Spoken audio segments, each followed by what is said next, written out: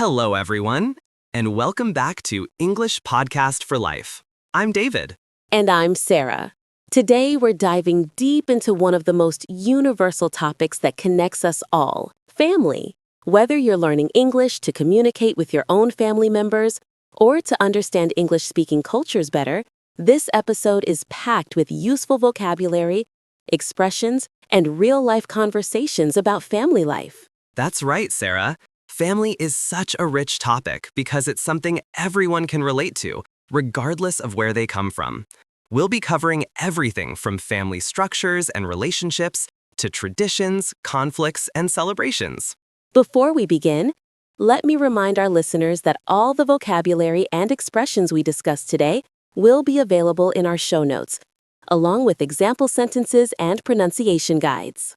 So, Sarah, let's start with the basics. When we talk about family in English, what are the core vocabulary words that every learner should know? Great question, David. Let's begin with immediate family members. We have parents, that's mother and father, or more casually, mom and dad. Then there are children, sons and daughters. And don't forget siblings. That means brothers and sisters. Exactly. And it's worth noting that we often use different terms depending on the level of formality. For example, you might introduce someone as my mother in a formal setting, but say my mom when talking to friends. That's a crucial point for English learners. The level of formality can completely change how you refer to family members. Now, let's expand to extended family. We have grandparents, grandmother and grandfather, or grandma and grandpa. And then there are aunts and uncles, your parents' siblings. Their children are your cousins. It's interesting how English has specific words for these relationships, unlike some languages that might use more general terms. Absolutely. And let's not forget about in-laws. These are the family members you gain through marriage. So you have mother-in-law, father-in-law, sister-in-law, and brother-in-law. Speaking of marriage, that brings us to some important relationship vocabulary. We have spouses, that's husband and wife. If you're not married but in a serious relationship, you might refer to your boyfriend or girlfriend, or in more formal situations, your partner. And there are some beautiful terms for family relationships that English learners might find interesting. For instance, we call our spouse's parents our in-laws, but they call us their daughter-in-law or son-in-law. That's right. Now, let's talk about some expressions that native speakers use when discussing family. Sarah, what are some common phrases you hear? Well, we often say someone takes after a family member, meaning they resemble them in appearance or personality. For example, she really takes after her mother. They both have the same laugh. Another common expression is runs in the family. This usually refers to traits, talents, or even health conditions that are common among family members. Musical talent runs in their family. Everyone can play at least one instrument. Oh, and here's one that might confuse learners. Black sheep of the family. This doesn't literally mean a sheep. It refers to the family member who is different from the others, often in a way that the family doesn't approve of. That's a perfect example of how English uses metaphors in family language. Another interesting one is blood is thicker than water, meaning family relationships are stronger than friendships. David, I think it's important for our listeners to understand that family structures vary greatly, especially in English-speaking countries. The traditional nuclear family, 2 parents and their children, is just one of many family types. Absolutely, Sarah. Today, we see single-parent families, blended families where parents have children from previous relationships, extended families living together, and same-sex parent families. The vocabulary around these structures is constantly evolving. That's right. For example, in blended families, children might have step-parents, step-siblings, or half-siblings. A step-parent is someone who marries your parent but isn't your biological parent. Half-siblings share one parent with you. And let's not forget about adoptive families. When children are adopted, they have adoptive parents, and the parents have adopted children. The language here is sensitive. We should say adoptive family rather than real family, because the adoptive family is real too. Excellent point, David. Language sensitivity is crucial when discussing family structures. Another term that's become more common is chosen family, This refers to close friends who become like family to you, especially important in cultures where traditional family might not be supportive. Now, let's talk about some typical conversations you might have about family structure. Sarah, how would you describe your family to someone you just met? I'd probably say something like, I come from a pretty traditional family. I have 2 parents who are still married, and I have 1 older brother. My grandparents on my mother's side live nearby, so we see them often. What about your family? That's a natural way to start. I might respond, my family's a bit more complicated. My parents divorced when I was young, so I grew up with my mom and stepdad. I have 2 half-sisters from my dad's second marriage. But despite the complicated setup, we're all pretty close. Notice how David used phrases like a bit more complicated and despite the complicated setup. These are useful expressions for explaining non-traditional family structures without making them sound negative. Exactly. And it's worth noting that when describing family, we often use present perfect tense for life experiences. I've always been close to my grandmother, or my parents have been married for 30 years.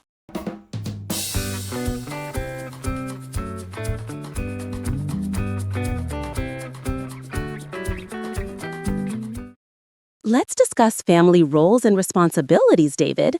This is an area where cultural differences really show up in language learning. That's so true, Sarah. In English-speaking families, we often talk about household chores or family responsibilities. These might include things like doing the dishes, taking out the trash, doing laundry, or mowing the lawn. And different family members typically have different roles. Parents might be the breadwinners, the people who earn money for the family. Traditionally, one parent might be the homemaker, the person who takes care of the house and children. Though it's important to note that these roles are much more flexible today. We might have dual-income families where both parents work, or stay-at-home dads who take care of the children while the mother works. Absolutely. And children have responsibilities too. We might say a child is responsible for certain chores, or that they need to pitch in with household work.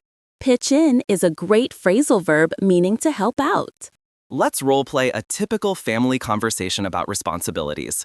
Sarah, imagine you're a parent talking to your teenage child about chores. Okay. Listen, Jake. I need you to step up and take more responsibility around the house. Your father and I both work full-time, and we need everyone to pitch in. I'd like you to be in charge of keeping your room clean and helping with the dishes every evening. But Mom, I've got so much homework, and I'm on the basketball team. Can't Emma help more? She never does anything around here. I understand you're busy, but being part of this family means everyone contributes. Emma has her own responsibilities. She feeds the cat and helps with grocery shopping. We're not asking too much of you. This conversation shows several important patterns. Notice how the parent uses phrases like step up, take responsibility, and pitch in. These are very common in family discussions about duties. And the child's response is typical too, making excuses and comparing to siblings. The phrase, she never does anything, is an exaggeration that teenagers often use. Family roles can also include emotional responsibilities. Someone might be the peacemaker who tries to resolve conflicts, or the family entertainer who keeps everyone laughing. That's right. And we have expressions for these roles. She's always been the responsible one in the family. Or, he's the baby of the family, so everyone spoils him. Now let's talk about something really fun: family traditions and celebrations. This is where families really show their unique character, and it's fascinating vocabulary for English learners. I love this topic, David. Family traditions can be big celebrations like holidays or small weekly rituals like Sunday dinner together. Let's start with some common family celebration vocabulary. Sure, we have birthday parties, anniversary celebrations, graduation parties, and holiday gatherings. Each of these has its own set of vocabulary and traditions. For birthdays, we might throw a party, blow out candles, make a wish, and open presents. The birthday person is often called the birthday boy or birthday girl, regardless of age, which can be funny when referring to adults. And anniversaries are interesting because they can refer to wedding anniversaries, but also other important dates. Families might celebrate the anniversary of moving to a new country or the anniversary of starting a family business. Holiday celebrations are particularly rich in vocabulary. Take Christmas, for example. Families might decorate the tree, hang stockings, exchange gifts, and have a big feast. Many families have specific traditions passed down through generations. Speaking of traditions, let's talk about some expressions we use. We say traditions are passed down from generation to generation. A tradition might be long-standing if it's been around for many years. And families often have their own unique traditions. We might say, it's a family tradition, or we've always done it this way. Some families have traditions that seem strange to outsiders, but are meaningful to them. Let me share an example. Every New Year's Eve, my family has this tradition where we write down our biggest regret from the past year and our biggest hope for the coming year on pieces of paper. Then we burn the regrets and keep the hopes in a special box. That's beautiful, David. Notice how you described it. My family has this tradition where. That's a natural way to introduce family customs. And you used specific vocabulary like regrets, hopes, and special box. Family reunions are another big part of many families' traditions. These are gatherings where extended family members come together, often traveling long distances. We might say the whole clan gets together, clan being an informal word for extended family.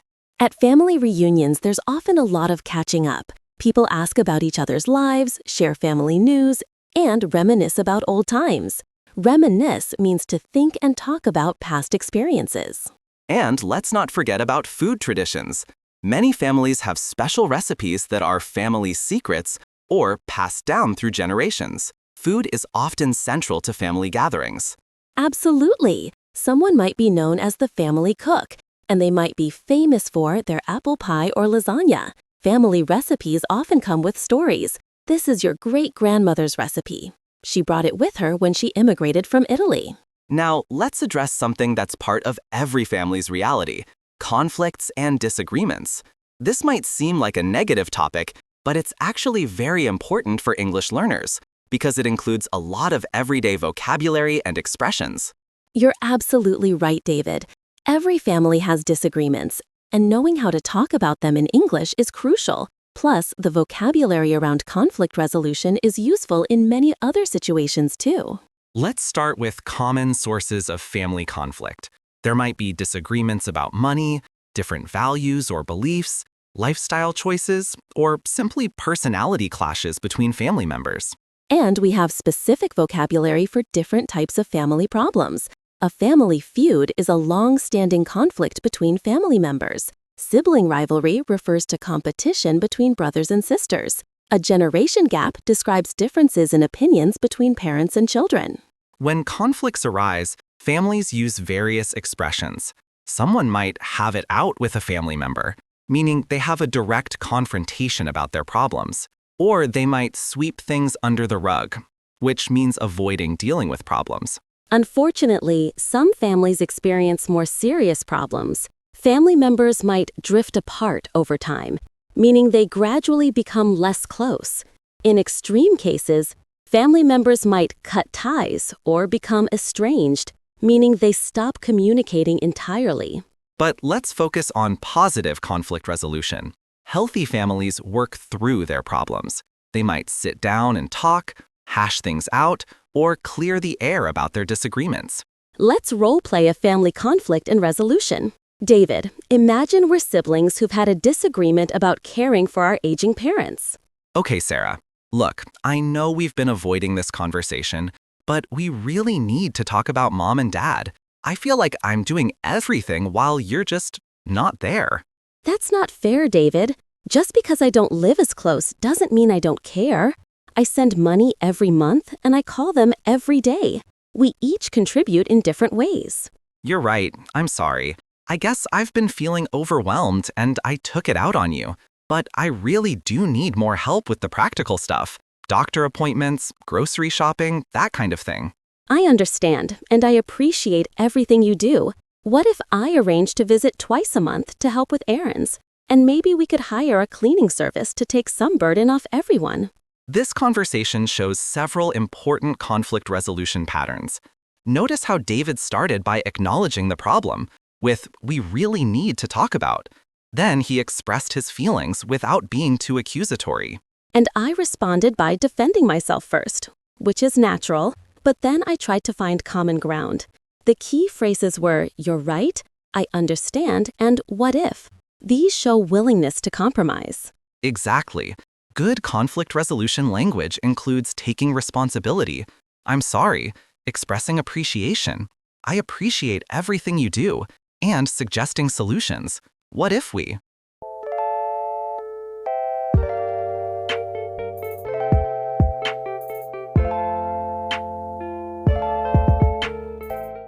Let's move on to something many families cherish: family history and heritage.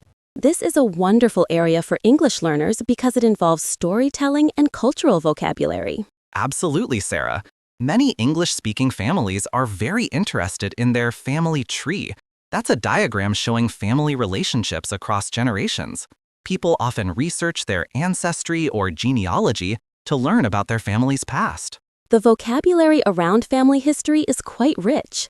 We talk about ancestors, people from previous generations, and descendants, people from future generations. Your lineage or bloodline refers to your direct family line going back through time. And there's fascinating vocabulary around immigration and cultural heritage. Many families in English-speaking countries are immigrants or descendants of immigrants. They might describe themselves as first generation, second generation, or third generation Americans, Canadians, or Australians.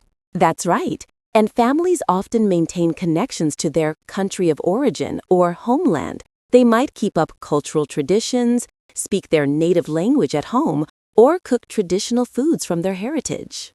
Let's talk about how people typically share family history.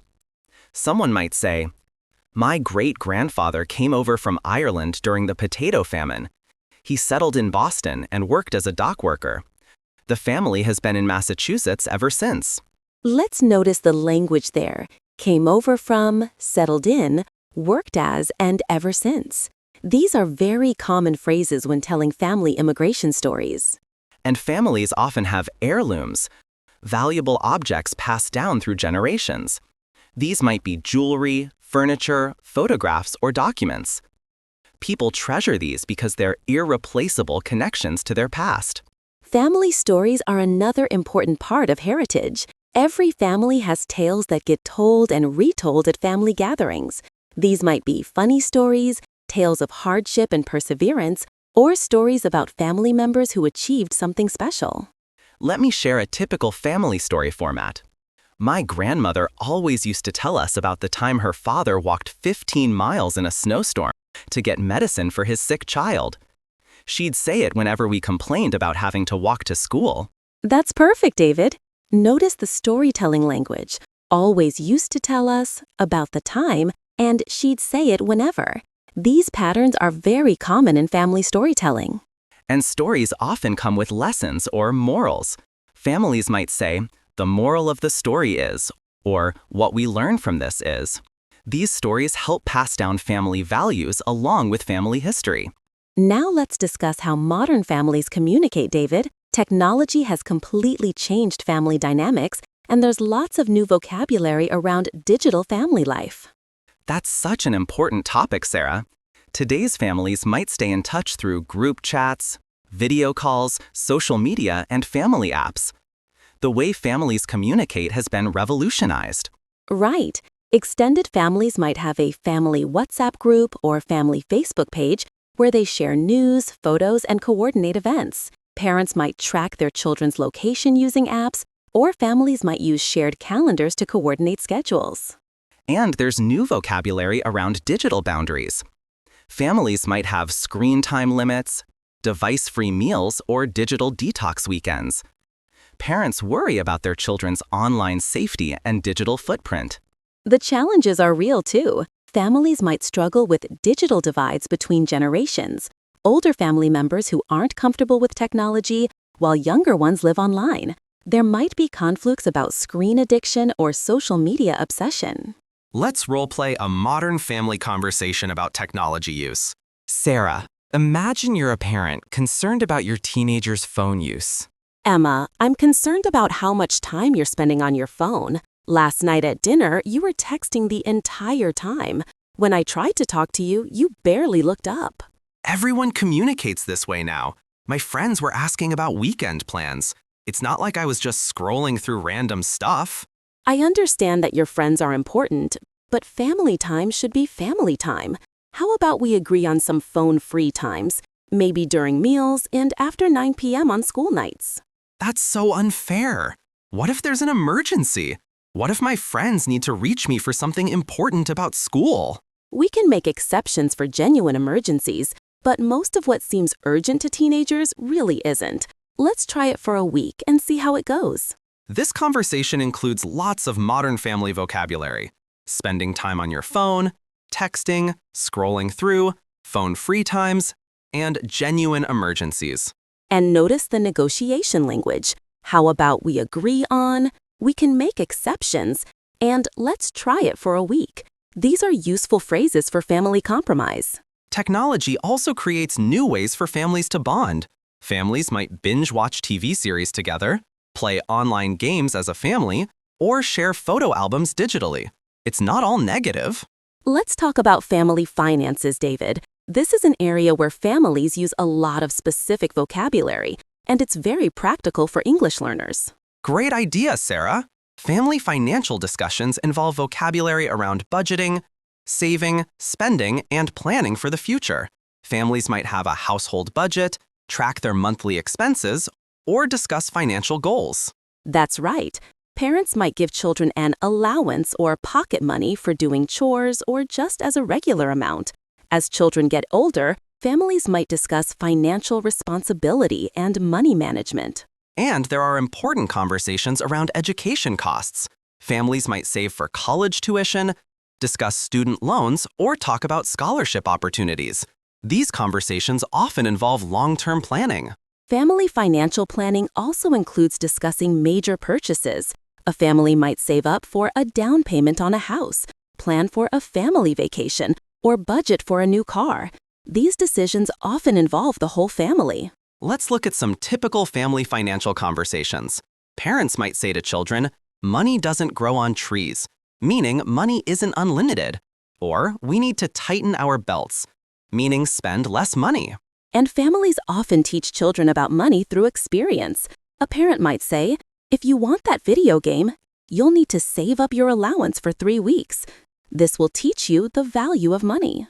There are also conversations around financial emergencies.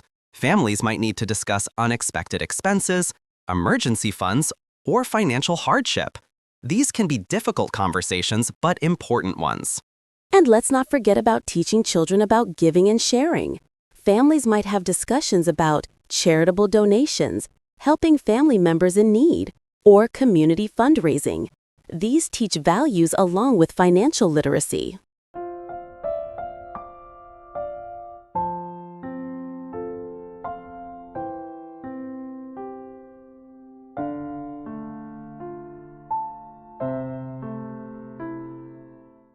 Now let's discuss family health and well-being, Sarah. This is an area with lots of practical vocabulary that English learners will definitely need. Absolutely, David. Family health discussions might involve regular checkups, family medical history, health insurance, and preventive care. Families need to communicate about both physical and mental health. That's right. Parents might schedule doctor appointments, discuss vaccination schedules, or talk about healthy eating habits as a family. There's also vocabulary around family fitness and active lifestyles. And families often deal with health challenges together. Someone might have a chronic condition, need ongoing treatment, or require family support during illness. The vocabulary around caregiving is very important. Mental health is increasingly discussed in families too. There might be conversations about stress management, emotional well-being, or seeking professional help when needed. This requires sensitive and supportive language. Let's role-play a family health conversation. David, imagine a parent talking to their adult child about an aging grandparent's health. I wanted to talk to you about Grandma. The doctor says her memory problems are getting worse, and she's going to need more help with daily activities. We need to discuss what kind of care would be best for her. I've noticed she's been more confused lately. What are our options? Can she still live independently with some help? Or are we talking about assisted living? The doctor thinks she could stay at home for now if we arrange for a home health aide a few hours each day, but we might need to consider assisted living in the future. It's a big decision for the whole family. Whatever we decide, I want to make sure Grandma feels respected and involved in the decision. Her quality of life is what matters most. This conversation shows important health-related vocabulary: memory problems, daily activities, live independently, home health aide, assisted living, and quality of life. And notice the respectful language. What are our options? It's a big decision, and her quality of life is what matters most. These phrases show the family is taking the situation seriously and considering everyone's needs. Families also discuss preventive health measures. They might talk about eating nutritious meals, getting regular exercise, maintaining work-life balance, or managing stress together. Let's talk about how families plan for the future, David. This involves vocabulary around goals, dreams, and long-term planning. That's very useful for English learners. Great topic, Sarah. Families might discuss short-term goals and long-term goals. They might plan for children's education, career changes, retirement, or major life transitions. These conversations often involve the whole family. That's right. Parents might discuss their retirement plans, while children talk about their career aspirations or educational goals. Families often support each other in achieving individual dreams while working toward common goals. And there's vocabulary around family milestones and transitions. Families might plan for graduations, weddings, new babies, or moving to a new home. Each of these involves coordination and family discussion. Family businesses are another area where planning vocabulary is important. Families might discuss succession planning, business expansion, or family legacy. Even families without businesses think about what they want to pass on to future generations. Let's role-play a family planning conversation. Sarah, imagine parents discussing college plans with their teenager. We need to start seriously planning for college, Jake. Have you thought about what you want to study? And do you have any preference for staying close to home or going away to school? I'm really interested in environmental science, but I'm not sure about the job prospects. And honestly, I'm nervous about going too far from home. What if I don't like it? Those are completely normal concerns. Environmental science actually has great job prospects right now. It's a growing field. And about being away from home, you could start by looking at schools within a few hours' drive. That way, you're independent, but not too far away. That sounds reasonable. But what about the cost? I know college is really expensive, and I don't want to put too much financial pressure on the family. We appreciate your consideration, but don't let money be the main factor in your decision. We've been saving for your education, and there are scholarships and financial aid available. The most important thing is finding the right fit for you. This conversation includes lots of planning vocabulary: seriously planning, job prospects, growing field, financial pressure, saving for, scholarships and financial aid, and finding the right fit. And notice the supportive family language. Completely normal concerns. We appreciate your consideration, and the most important thing is, these phrases show how families can discuss challenges while remaining encouraging. Family planning also involves discussing values and priorities. Families might talk about work-life balance, giving back to the community, or maintaining family connections as important goals for the future. Well, David, we've covered an enormous amount of ground today, from basic family vocabulary to complex discussions about health, finances, and planning for the future. We really have, Sarah. I think our listeners now have a comprehensive toolkit for talking about family in English. Let's quickly review some of the key areas we covered. We started with essential vocabulary: immediate family, extended family, and in-laws. Then we discussed modern family structures and the sensitive language needed to talk about different types of families. We explored family roles and responsibilities, including household chores and emotional roles within families. We also covered the rich vocabulary around family traditions and celebrations. We didn't shy away from difficult topics either. Family conflicts and resolution strategies, complete with useful expressions for working through disagreements constructively. And we delved into family history and heritage, including immigration stories and the vocabulary of cultural traditions. This is so important for understanding English-speaking cultures. We also addressed very modern concerns, how technology has changed family communication, including both the benefits and challenges of digital family life. Plus, practical areas like family finances, health and well-being, and future planning. These are conversations that happen in every family. So the vocabulary is incredibly useful. Throughout all of these topics, we've tried to show not just the vocabulary, but the patterns of how English speakers naturally discuss family matters. The expressions, the tone, the cultural context, all of this is crucial for English learners. Exactly. And I think it's worth emphasizing that family language is very personal and emotional. The way people talk about their families reflects their relationships, their values, and their cultural backgrounds. That's such an important point, David.